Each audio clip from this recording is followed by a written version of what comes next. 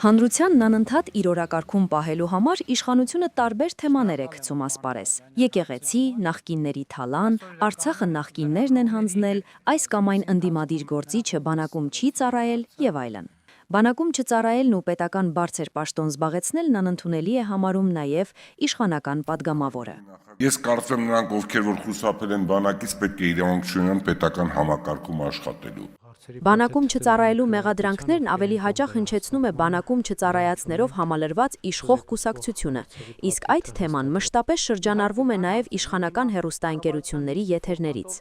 Նույն Հայաստանի Հանրապետության վարչապետի պաշտոնը զբաղեցնող Նիկոլ Անհողը չի ծառայել բանակում։ Իդեպ նաև նշեմ, որ այն կեղծ թեզը, թե այդ ժամանակ իբր թե գործել է օրենք, որի համաձայն երկու եղբայրների ծառայությունից հետո երրորդ եղբայրը ազատվում է բանակից, դա Նիկոլի վրա չէր տարածվում, հարգելի հայրենակիցներ, այդ ժամանակ այդ օրենքը չի գործել եւ Նիկոլը ազատվել է բանակից այլ պատճառով, որի վերաբերյալ շատ լավ կլինի, որ Պետրոսը Նիկոլին հատուկ հրավիրի տաղավար, առողջություն մաղթի եւ իմանա, թե օրինակ Հայաստանի վարչապետի պաշտոնը զբաղեցնող անձը ինչի չի ծառայել բանակում։ Իշխանության շարքերում բանակում չծառայածներ շատ կան։ Օրինակ Փաշինյանի աշխատակազմի ղեկավար Արայիկ Հարությունյանը։ Բանակից հիմնականում ազատվում են երկու պատճառով՝ գիտությամբ զբաղվելու եւ առողջական պատճառով։ Ըստ տարածված ասեկոսեների Արայիկը բանակից ազատվել է հիվանդության պատճառով եւ շատ լավ կլինի, որ մենք բոլորս իմանանք, թե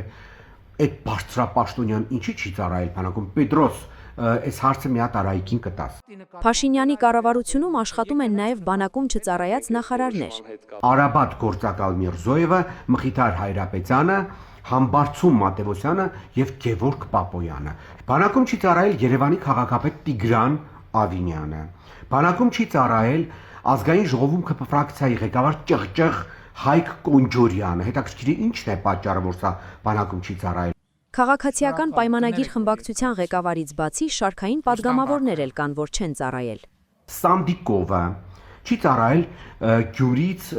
ընտրված Շիրակի մարզից ընտրված Կարեն Սարուխանյանը։ Հետաքրքիր է իմանալ, այս անձը ինչի չի ծառայել բանակում։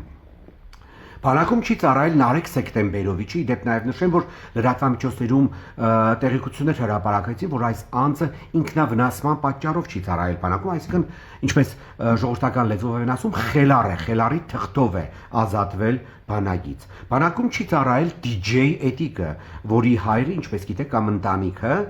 հայտնի Զիգզագ խանութների համասեփականատերերից մեկն է։ Հետաքրքիր է DJ Էտիկին ինչ է պատահել, որ չի ծառայել բանակում։ Խանդանյանը չի ծառայել բանակում, Վլադիմիր Վարդանյանը չի ծառայել բանակում, Ռուստամ Փակոյանը չի ծառայել բանակում, Թունյանը, այն Պողոսեն Ցարևան Թունյանը եւս չի ծառայել բանակում։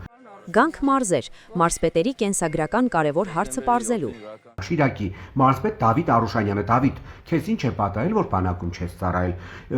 Ուրեմն Արագածոտնի մարզպետ Սերգեյ Մովսիսյանը չի ծառայել բանակում, Լոռու մարզպետ Արեն Մկրչյանը չի ծառայել բանակում։ Բանակում չեն ծառայել նաև Հայաստանը արտ երկրում ներկայացնող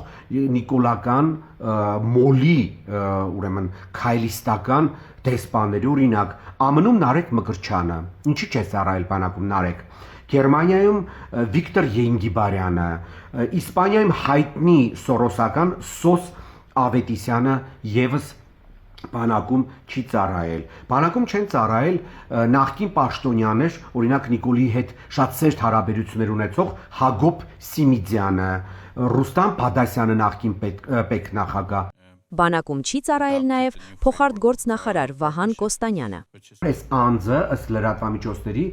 բանակից ազատվել էր դիսերտացիա պաշտպանելու համար, բայց զբաղեցնելով արդեն 7.5 տարի է բարձր պաշտոն, իր դիսերտացիան չի պաշտպանել։ Հիմա հետաքրքիր է, ինչով է ազատվել բանակից։ Բանակում ծառայելու ժամանակ հանցանք կատարած նախարարել ունենք։ Բանակում գրեթե չի ծառայել Պիսկեմ Սուրիկը, պաշտպանության նախարար Սուրեն Պապիկյանը, ով բանակում ծառայելու ժամանակ հանցագործություն է գործել, դանակով հարվածել է ինչ-որ մեկին հրամանատարին ու բանտ է նստել, որից հետո ինչքան տեղյակ են բանակում չի էլ ծառայել։ Հետաքրքիր է, լավ, այսքան բանակում չծառայած քաղաքական թիմի ներկայացուցիչները բարոյականություն ունեն, խոսեն այս կամ այն անձի բանակում չծառայելուց, ինչպես այս պարագայում կասեր հանրաճանաչ Նիկիտա Խրուշչովը, չիա бы корова մычալը, վաշը бы молчала, գոնե ամոթ ունեցեք։ Այ բանակից թռած տարբեր պատճառաբանություններով եւ ուրեմն